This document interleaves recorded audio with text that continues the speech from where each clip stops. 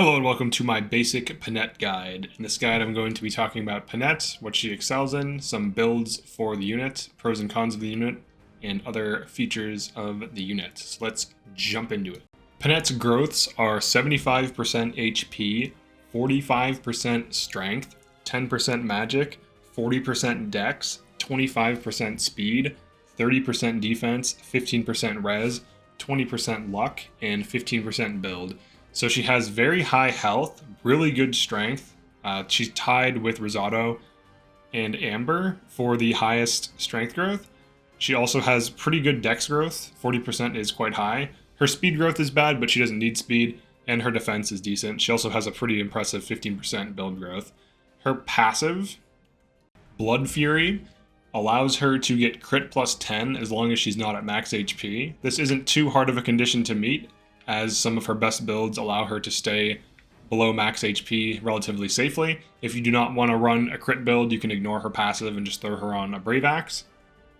Let's talk about the pros and cons of Panette. So for pros, you have a low investment, high damage unit that has great player and enemy phase builds that are very easy and relatively cheap to set up. The cons, she's usually going to be landlocked, but she doesn't have to be. For example, she could go on Wyvern and do okay on a crit build.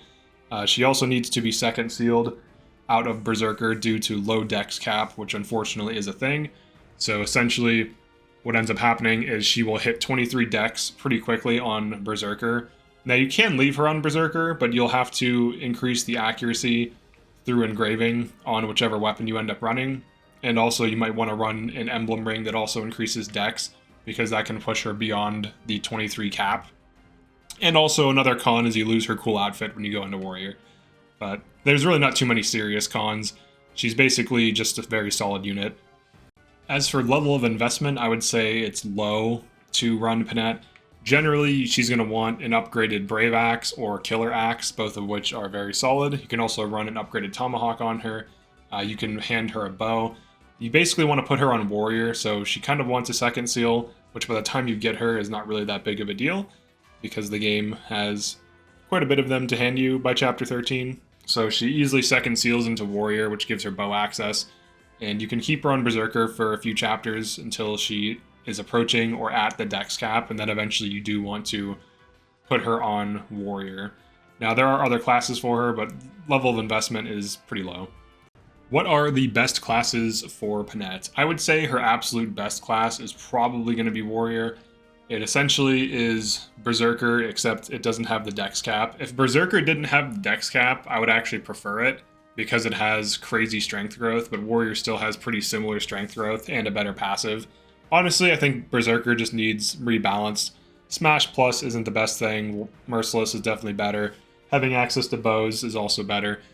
Weirdly, she has an affinity for daggers, but she enters your team as an axe class. But Warrior is probably going to be her best class overall. Berserker isn't a bad class to leave her on, but you will need to fix her accuracy, because you can see she's already at the dex cap in this particular playthrough. So Berserker is fine to stay on, but eventually you want to trade or switch off of it. So Warrior is good. She could be a decent sniper, funny enough, because of the dex growth scaling her crit rate.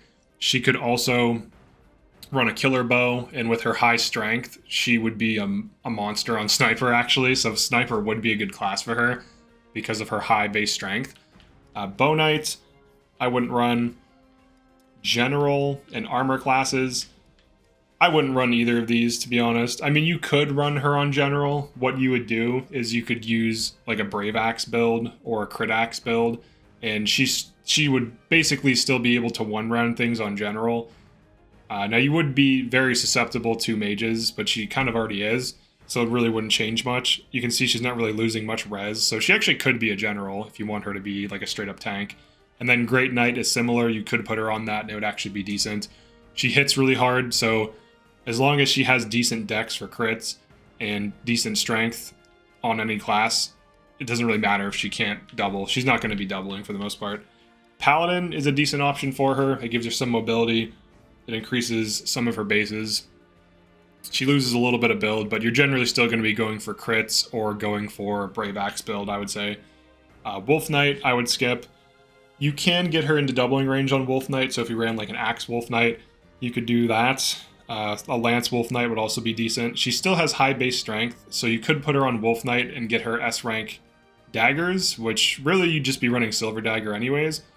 Honestly, she might be low-key insane on Wolf Knight, because she has very high base strength, so all she would need is like Speed Taker or Speed +4 to Speed +5, which is expensive in terms of bond fragments, but this would enable her to use Silver Dagger at some of the highest strength in the game and just hit like a truck with daggers, which actually would be good, because one of the problems daggers, like dagger units tend to have, is dealing good damage. They can usually get to doubling range, but they usually deal much less damage than swords and lances on average. And the best daggers are more expensive, like it's, silver daggers are expensive to upgrade. But she could be a good silver dagger user, and Wolf Knight would be a strong option for her, and it would help her speed. She would be at 45% speed growth, which is decent. She would need some speed fixing to double though, so it's debatable as to how good this would be. Griffin Knight, I don't think would be good for her at all. It reduces her strength too much. She could still do it, she'd be okay, but I think Wyvern is just better. Wyvern has higher base strength by 2 points, and it also has better strength growth, which really plays into her strengths of just hitting something once really hard. And the difference between the two is one has lower strength, higher dex, higher speed. The other one is a little bit more tanky. I would say Wyvern is a solid class for her. So Wyvern, Warrior, Sniper even, which is funny. You could put her on General or Great Knight if you want. You could put her on Halberdier. This would be fine. She would hit like a truck on Halberdier. She would be a good Halberdier. I would skip Royal Knight, but mostly just put her on Warrior or Wyvern. I would say those are her main things. Then Sniper if you want to run a crit build for fun. The thing that's nice about Sniper though is that if this stacks with her passive, so you'd be crit +10 when you hit things that can't counterattack. You'd be crit +10 from being not at max health, so that's +20 crit just from being on Sniper. And 31 strength is a lot. That's still pretty high damage. And 30 dex. Sniper has crazy dex, so it would scale her crit rates. So she would be at, so she's at 40% base dex, and then on Sniper she would be +30. She'd be 70% dex growth. So you can leave her on Warrior for, on Berserker for a few chapters, and then switch her onto Sniper so that you scale her strength up. And even on Sniper, you're looking at 60% strength growth, so she could be a monster crit Sniper pretty easily. But she's already a monster crit axe user, so it just depends on what you want to run. But this would be a good option for her, interestingly enough. For skills to get, Panette has a lot of different options. Cantor is always an option, but she's kind of more geared towards one-rounding things, either on player phase or counterattacking on enemy phase for huge value, so there's definitely better things. Build is something, I don't think there's anything really good on Leaf, maybe Vantage to some degree if you want to keep her at low HP to counterattack, so Vantage could be a good early option. Arm Shield I would skip. On Roy, Holdout would be good. So her main crit build, you either want her on Roy with Wrath inherited, or you want her on Ike with Holdout inherited. So that way she can always tank. So if you get Holdout and Vantage, for example, you can keep her at low HP with Wrath and have her on high crit rate, but also counterattack enemies before they hit you. Like you hit them before they hit you. And then also, even if they do hit you and kill you, like you don't die because you have a get out of jail free card. So this is an insanely powerful ability, Holdout. So the Holdout Vantage combo is good. Just running Ike on her is good. Speed on Lyn I would skip. I wouldn't run speed on her. She's probably not going to be doubling things. Lunar Brace could be decent to unlock if you can afford it, if you're running the Brave Axe build. Alternatively, you can just throw Erica on her and she'll penetrate enough armor while using the Brave Axe to kill most things in one round of combat. Resolve, I wouldn't run.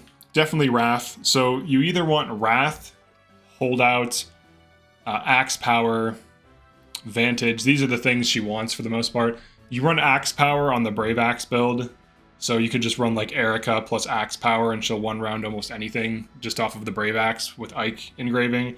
Or if you want to run a Crit Axe build, you either want her on Ike and then you want to unlock Holdout as a passive, or you want her on Roy and then you unlock Wrath, and then you get the best of both worlds. You get the huge crits, you get the death avoidance, and then if you get advantage, you can counterattack before they hit you, and then just kill a bunch of things in enemy phase. So that's one of her best builds, to be honest. For other things, I would skip Dex. Dual Assist is whatever. She's better off killing things.